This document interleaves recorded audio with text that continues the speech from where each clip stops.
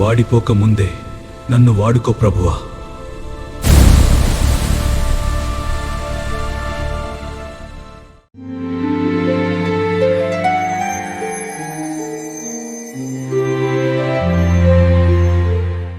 మన ప్రభువును మన రక్షకుడు అయిన యేసుక్రీస్తు నామమున అందరికీ వందనాలు, దేవునికి స్తోత్రాలు. కృపగలిగిన దేవుడు తన కృపను మన ఎడల విస్తరింపచేసి గత కాలమంతా మనలను కాపాడి సజీవ లెక్కలో లెక్కించి ఎందరికో లేని ఈ నూతన దినమును మన జీవితములలో మన బ్రతుకులలో అనుగ్రహించినందుకై సమస్త మహిమ ఘనత ప్రభావములు యేసయ్య ఒక్కరికే చెల్లునుగాక. ఆ దేవాది దేవుడు ఈ నూతన దినములో మనకు అనుగ్రహించిన పరమవాక్య ధ్యానము కృపావార్త. పరమగీత గ్రంథము 4వ అధ్యాయము 13వ వచనము. నీ చిగురులు దాడిమ వనము, వింతైన శ్రేష్ఠ ఫలవృక్షములు, కర్పూర వృక్షములు, జటామాంసి వృక్షములు. దేవునికి మహిమ కలుగునుగాక, దేవునికి స్తోత్రము కలుగునుగాక. మన ప్రభువును మన రక్షకుడు అయిన అధిపతియగు యెహోవా ద్రాక్ష వనము సంగము అనే కన్యక. ఆ సంగము అనే కన్యక యొక్క చిగురులు సంగములోని సహోదర సహోదరులు అనే భావము మనకు తెలియచేస్తుంది. సంఘ వ్యవస్థలో ఉన్న వ్యక్తుల యొక్క జీవితం కూడా నానా విధములైన కృపావరములు కలిగి వారు ఏపుగా ఎదిగి మనము ఆత్మీయముగా ఫలించున్నట్లు సహాయపడుతున్నారని మనం అర్థం చేసుకోవాలి. 1 కొరింథీ పత్రిక 12వ అధ్యాయము 8, 9, 10 వచనములను మనం గమనిస్తే అక్కడ కొన్ని వరములను మనం చూడగలుగుతాం. బుద్ధివాక్యము, జ్ఞానవాక్యము, విశ్వాస వరము, స్వస్థత వరము, అద్భుతములు చేసే శక్తి, ప్రవచన వరము, వివేచన వరము, భాషలు మాట్లాడే వరము, భాషలకు అర్థము చెప్పు వరము. ఈ పరిచర్యలు చేయు పరిచారకులు అందరూ కూడా లేఖనములలో మనము చూడగలుగుతాం. వీరు దేవుని చేతిలో వాడబడేవారుగా, కృపావరములు కలిగిన వారిగా మనము చూడగలుగుతాం.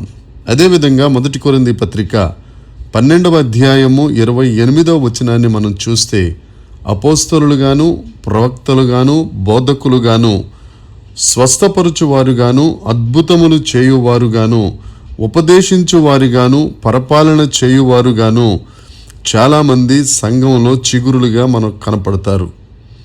ధ్యానవాక్యమును మనం గమనిస్తే ధ్యానవాక్యంలో మనం చెప్పబడినట్లు ఈ చిగురులు ఎలా కనిపిస్తున్నాయో ఆ వృక్షములు కూడా అలాగే మనకు కనిపిస్తాయి.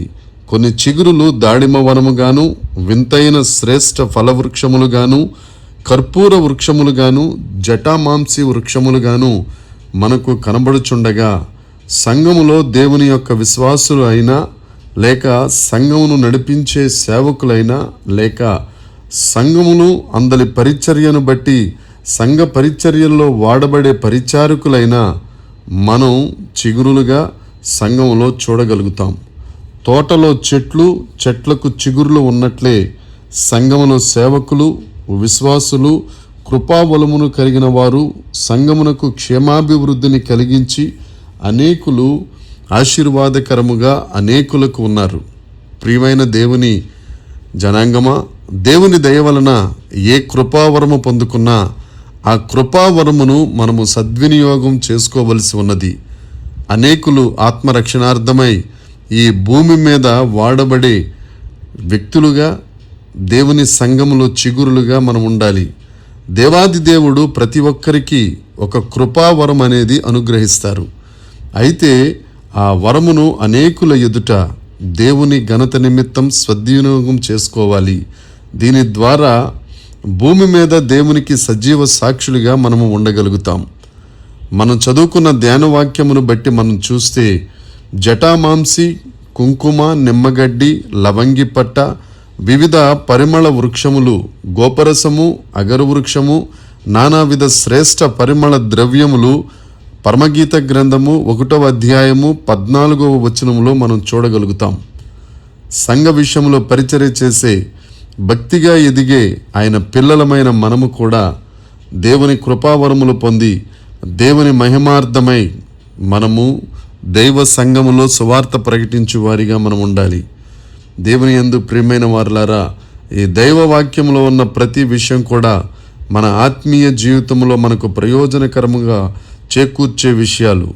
కావున దేవాది దేవుని ప్రేమలో మనమందరం ఎదుగుతూ ఆయన సంఘములో ఆయన కృపావరములలో ఆత్మీయ జీవితంలో ఎదుగుతున్న వారిగా, దేవుని రాకడ కొరకు సిద్ధపడుచున్న వారిగా, మనమందరం సంఘములో చిగురులుగా, దాడిమ వనములుగా వింతైన శ్రేష్ఠ ఫలములను ఫలించి ఆ ఫలించుట ద్వారా ఆయనకు మహిమ తెచ్చేవారిగా, కర్పూర వృక్షములను పోలి సువాసన కలిగిన వారమై మన కొరకు బలి అయి అర్పణమైపోయిన ఆ క్రీస్తు సువాసను వెదజల్లి జటామాంసి వృక్షముల వలె మనం అనేకుల కొరకు విజ్ఞాపన ప్రార్థన చేయువారిగా మనము దేవునిలో ఎదగాలని దేవుడు మనలను ఆశిస్తున్నారు. మన ఎడల ఆకాంక్ష కలిగి ఉన్నారు.